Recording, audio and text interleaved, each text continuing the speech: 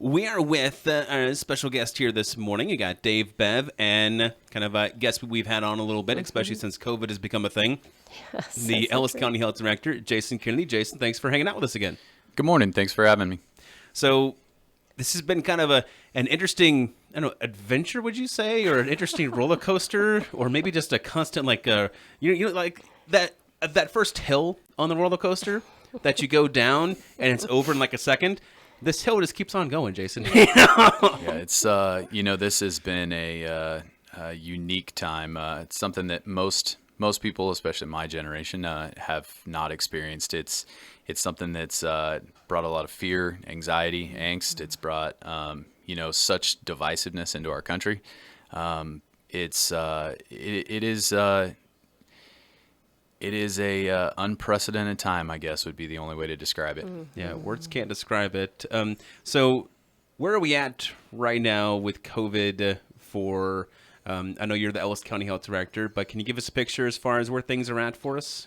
So here in Ellis County, we actually, for the last, since July 18th. So July 18th was really when we saw the peak of COVID activity, as far as we saw a peak in our percent of positive. And like we've talked, the percent of positive basically shows, it's an attempt to show the amount of community spread. So it takes your number of tests that are cast and it turns it into a percentage basically. So it's how many tests did you do and how many of those came back positive. So that percent of positive shows whether your increases in cases is due to just more testing, or is it actually due to more community spread and more people being positive? So July 18th was the peak of our percent of positive. It was just over 10%, I think.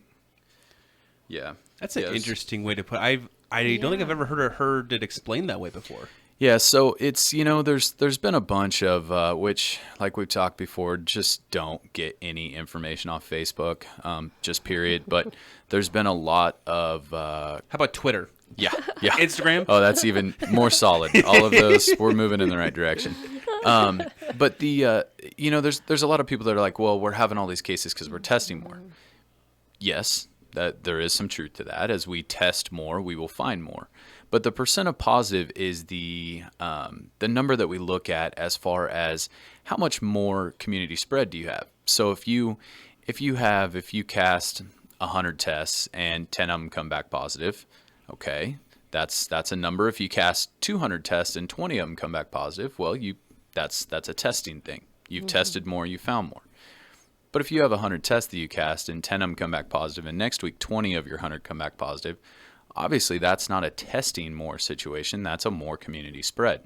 So that's why we look at percent of positive, and we look at our 7-day averages for everything, because individual days can be sporadic. We can have a large case jump that actually maybe isn't attributed to that day. It's that there was a backlog in testing, or they didn't have the opportunity to run some tests the day before, so they ran them all the next day. So looking at it as a point by point, day by day, doesn't really show us those trends. So we look at our 7-day averages for percent of positive and for cases. So July 18th was really kind of our peak for both. Actually, our percent of positive peaked just a little bit after that. We had kind of a dual peak. There was July 18th and July 23rd. We're both up and around that 10% mark. So July 18th was our peak for 7-day averages, at least as far as what we've seen now. The reason why that's important is because July 4th was 14 days prior to July 18th. So July 4th is when it was the first time that it was one of the first times that really the whole nation started to gather in groups again. Yeah. We went out, we brought in family from outside, whatever. And so July 4th was really, prior to that July 4th time frame, actually July 2nd was when we really started our some of our climb here. Ellis County was fairly insulated from COVID. We didn't have a lot of cases. They were sporadic. We had huge gaps in between new cases being diagnosed. And what that means is that we didn't necessarily have COVID in our community until July 2nd. We had cases, sure, and we had some cases that probably got it here, but we didn't have it as far as a community spread or a strong community spread. July 2nd is when it got here. viruses don't travel in nice, neat waves across the country. They're not a flock of birds? Yeah, no. They travel in epicenters. So once your epicenter, once your vector comes, then you have it in your community. It likely will never leave our community. At this point, COVID will be part of the foreseeable future. The hope is that we get a vaccine, or that this vaccine, the vaccine will not stamp this out completely. Vaccines are not on and off switches. We see it every year with flu. 50, I think they say around 50% of the population gets a flu vaccine. We still have 14 million cases of the flu in the U.S. every year. Yeah. So a vaccine doesn't stamp it out. So as we move forward, we have to find a way to live with COVID as part of our community. How do we function? How do we interact? What are the basic measures that we take? And really those basic measures are the same things that we've talked about for 4.5, 5 months now. Yeah. It's not gathering in large groups, especially in indoor spaces. It's washing your hands, not touching your eyes, nose, or mouth. It's maintaining your social distancing, really keeping that distance in between you. 6 feet really reduces your risk significantly. 8 feet's better. 10 feet, there's really no risk at all. So, and that's as far as that person-to-person contact. Now, there is some talk of it being airborne or micro droplet, and that's when we get into size of rooms and things like that, as far as good air exchange, making sure that we have that access to fresh air. So, those are measures that work with flu. Those are measures that work with colds. Those are measures that work with COVID. Making sure that we look at the way that we design things and the way that we set things up to try and mitigate that risk. Okay. So interesting. Wow, that's amazing. So it's going to be good to get caught up a little bit more. Jason, it's been a few weeks since you've been with us, and we want to talk a little bit more about this whole COVID and what it means to all of us as we go. But right now we're going to get back into a little bit of music. We have Casting Crowns for you now. This is the song called Love Move First. Praise Radio. From Midwest Kansas, Dave Bev and our special guest, Jason Kennedy, here with you on mic. Hey, that was Matt Maher, Because He Lives. It's about 9:18 on your morning. We are coming up on a new beginning with Greg Laurie. That's in about, 15 minutes, give or take, down the road. Dave Bev and special guest, we got Jason Kennedy here with us. And Jason, we've been talking about COVID, the state of things. We got some more interesting questions regarding masks. I know that's a heated debate. We'll try not to get in the debate part, but but as we dive into COVID, we're talking about as far as numbers, we're Ellis County. I'm curious how you feel these states doing. So currently, the state numbers they have 28,900 total cases, and we continually focus on this total cases number. Yeah. The problem with that is that these are cases over 5 months. 29,000 total cases over 5 months. The percentage of those that are still active cases, meaning cases that are contagious to others, how many of those are still contagious to others? And that's really the important thing that we need to know for today. How many people can impact other people? If you've had it and recovered, you no longer are contagious. You no longer can pass it on. So here in Ellis County specifically, of our 135 total cases that we've had over the last 5 months, we actually have 20 active cases. And what that means is in a population of 29,000 people, there's 20 people that are contagious to others. Now, they're all in isolation. They should be completely isolating from other people. So the impact from those active cases is the important number. Well, that really puts it in perspective, doesn't it? And there's total cases, like we were talking about at the break with our numbers. I look at average case growth, so 7-day average of case growth, and 7-day percent of positive. The reason those are important is because that shows us how many new cases are today, how many of those cases are still contagious, how many of those can impact the population. Total case numbers are less important as far as guiding our daily life or guiding what we're doing as far as mitigation measures, all that kind of stuff. The active cases is the important part there. The total cases is important for as we look back on this, as we look back and we start data mining and we start breaking down those numbers and we start looking at total spread and penetration and all that kind of stuff. That's when the total case numbers come into effect. But as far as a day-to-day, it's about the active cases and about our percent of positive and our cases per day, our 7-day average cases per day, because that shows how many people are contagious, how many people can impact other people, how much community spread we have how fast it's spreading or how many people are returning those, what's that percent of positive. And then that 7-day average case growth. So that shows how many cases per day we're adding to our active cases. So those are the important numbers. And then we obviously always want to look at hospitalizations and deaths, because those are the finite effects. Those are death obviously is something that we want to avoid if possible, but it is also a product of life, and so unfortunately there is, we have had one death here in Ellis County, attributed to COVID. It was COVID was believed to be a complication, and so this, as we look at those numbers and we look at those numbers statewide, those are the impacts that we really want to monitor. Total cases, probably less important than the other ones. Yeah. So when we see that 28,000 or soon to be 30,000, no need to panic. Just take a deep breath and no, it's we have so the state's trend line has or our trend line either way has mimicked the state's trend line. As their 7-day percent of positive goes up, ours went up. As their case averages went up, ours went up. They've kind of peaked and they are coming back down. As far as statewide, we are too. But like we talked, this will likely be part of society as far as, or as long as I know. As far as it will be a virus that is part of what we do. So figuring out how we live with it is pretty impactful. Yeah. Okay. So as we transition a little bit here, masks, they're a thing. Sure. Whether you agree with them or not, at least for the city of Hayes, you have that ordinance that's in effect. Now, some folks don't. I don't like. I'm not sure if there's one in Grape Bend and a number of other communities. They don't have anything like that. Sure. But their local stores might have that, et cetera. So if you're going to wear the mask, what are some things that we should note in that consideration? Sure. I think the biggest thing is, and we've talked about this from the start, just be considerate of others, period. Hayes has a mask mandate. Wear your mask. You're not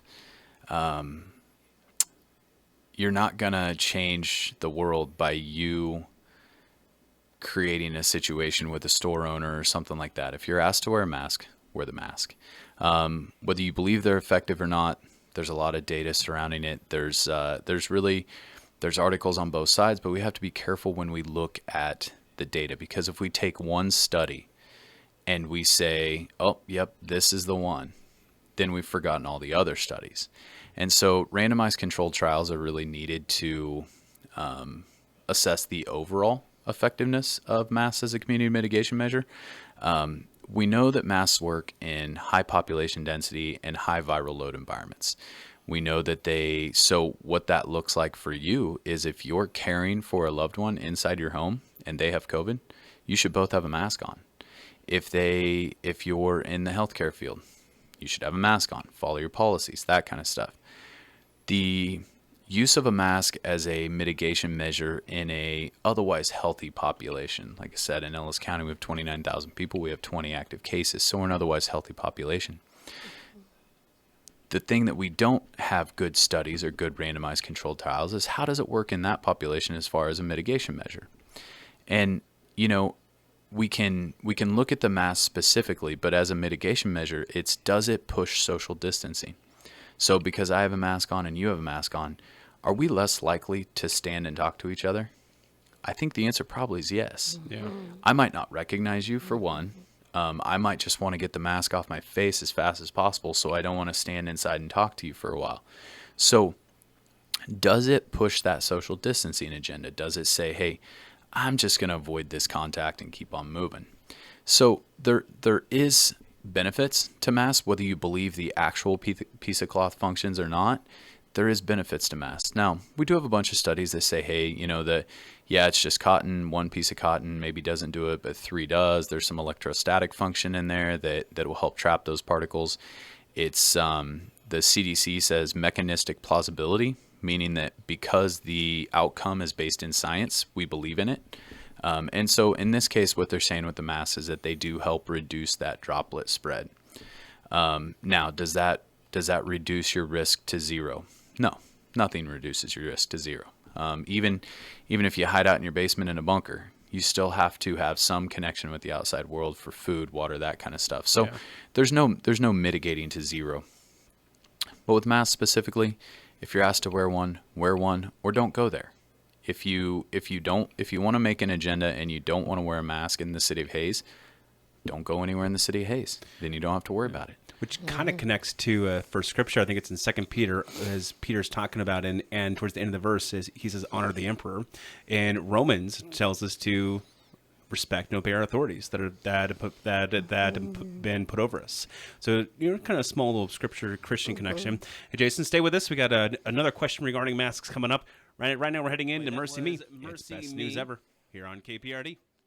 That was Mercy Me, song called Best News Ever here. We are coming up on a new beginning with Greg Laurie. Real quick, we have another question regarding masks with Jason Kennedy, the Ellis County Health Director. He's been kind of coming on and off air with us every now and then over the past few months. And Jason, so masks are a thing, whether you agree with them or not. There are ordinances in effect, various for the city of Hayes and also some businesses, I think Walmart, Dillon's, and other businesses, perhaps in your local, that say, hey, you need to wear this. So if we're going to wear this, here's an interesting, funny story I came across. Someone told me that so someone's they're wearing a mask and they're getting ready to sneeze. So they pull their mask down and they let it loose. and then they're like, well, hey, why'd you do that? And they said, well, I didn't want to sneeze in my mask. Yeah, so is that the correct way to do that? I feel like that might have defeated the purpose of the mask. Yeah. So no, there is a lot of good hygiene and etiquette that we don't know with masks. We don't wear them in this country. They are very widely used in other countries, especially you look at China and some of those countries around there. But yeah, there's some very important mask etiquette with masks. Now, there's a couple of again, more Facebook information. Don't get info off Facebook. But there's a couple of people on there saying, hey, it increases your CO2 levels, it decreases your oxygen. That is not the case. Neither one of those are true. They do not do those. Now, with wearing your mask, making sure that you don't touch the front side of the mask, making sure that you clean and launder the mask frequently. So if you're wearing a cloth mask, I wouldn't even wear the same mask for the entire day. Really? You go home at lunch, throw it in the laundry, grab a new one, something like that. It's honestly, the more frequently you can change those, especially just the disposable ones. Now, can you wear them all day? Sure. But it's the more clean we can be with those on the backside of them, the less we're going to have a chance of some of the bacterial infections, things like that we can actually make ourselves sick. So, not touching the front of the mask. You should not touch directly the front of the mask. That's the part that's going to be bringing in and exchanging air. So you're creating a humid environment. If there is virus in the air, it's going to be on the front side of that mask. If you touch the face of that mask, then you take it off and then you go eat and you don't wash your hands, whatever, now you're moving the virus from the front side of your mask into your eyes, nose, or mouth. So it's the same thing as touching surfaces, making sure that we wash our hands really in between any time that we make contact with that. So touching the stretchy bands behind your ears or putting it on that way, making sure that the mask fits properly so that you don't have a ton of air exchange outside or around the mask. If you're going to sneeze or cough, do it through the mask. That's the point of the mask. That's the intent of the mask, is that it would capture that if it did have viral material in it. So, and then you can get new mask. You want to change your mask. Yeah. I think, and if you're sick, if you're sneezing, coughing, that kind of stuff, please don't be out in public. Don't go to work. Don't go to Walmart. Don't go to Dillon's. Now, I know there's people that are going to say, well, I mean, I don't have enough sick leave. I don't have this. I needed to get medicine, whatever. Okay, I understand that. But if we continue to go out in public when we're sick, the symptoms of COVID are really anything anymore. I've noticed that. It seems like if you have an owie, then that's a symptom of COVID. It is that is something that is tough with this virus, is so many people don't even really know they're sick. So there's, if we look at it by that standard, if you don't know you're sick, is it that bad. Well, not for that person, but it might be bad for somebody else. So making sure that we take those precautions. If you are sick, if you're not feeling well, if you every year you have seasonal allergies during this 2-week period, and those seasonal allergies are the same this year. No, you don't have to stay home. No, you don't need to run to your doctor. But if you don't have seasonal allergies ever, and this year you feel like you have seasonal allergies, I would suggest you call your primary care physician. Work with them to determine whether testing is appropriate. It's things that are out of the ordinary for you. Yeah. But the big ones are cough, sneeze, sore throat, shortness of breath. The respiratory stuff really hasn't come into effect as much this summer, which is normal for respiratory viruses. We usually see a reduction in symptomology kind of during the summer months because we're all a little more active. We get more fresh air. We maybe eat healthier. We make some healthier choices, that type of stuff. So we generally see kind of a reduction in symptomology. So that's kind of consistent with other viruses. But yeah, if you're sick, if you're sneezing, coughing, just don't go be around people. But sure, don't pull your mask down and do it over the top. Let it loose. Change that mask out. And if you are wearing the disposable, like surgical masks, those are disposable. They're not to be cleaned. They're not to be laundered. There's no safe or effective way to do that. So make sure that you're changing those out and throwing them away. Okay. And dispose of them properly. I see them all over the roads and just I've seen a few trash parking and lots. litter and just, let's not rewrite every rule of society right now because of COVID. Let's go ahead and continue to take care of everything, including the earth, and that means let's dispose of those properly. So throw them in the trash. Yes. Absolutely. Hey, Jason, thanks for hanging out with us Yes. and connecting with us here regarding COVID, masks, and everything. This is one interesting season to be in, so I appreciate your thoughts on it. It is something, but we will get through this. People educating themselves, people calming the fear, and taking the time to actually educate yourself, seek out good information, and look at your own information. Don't just take someone's word for it. And as we do that, we will get through this. We'll be okay. I promise there is light at the end of the tunnel. I just don't know how long the tunnel is, but there is light there, and we'll make it through. Jason, thanks for such clear and information and for that hopeful and positive attitude in helping to handle this part of life or this season that we're going through. Sure. Thank you. As we dive into coming up a new beginning with Greg Laurie, this is KPRD.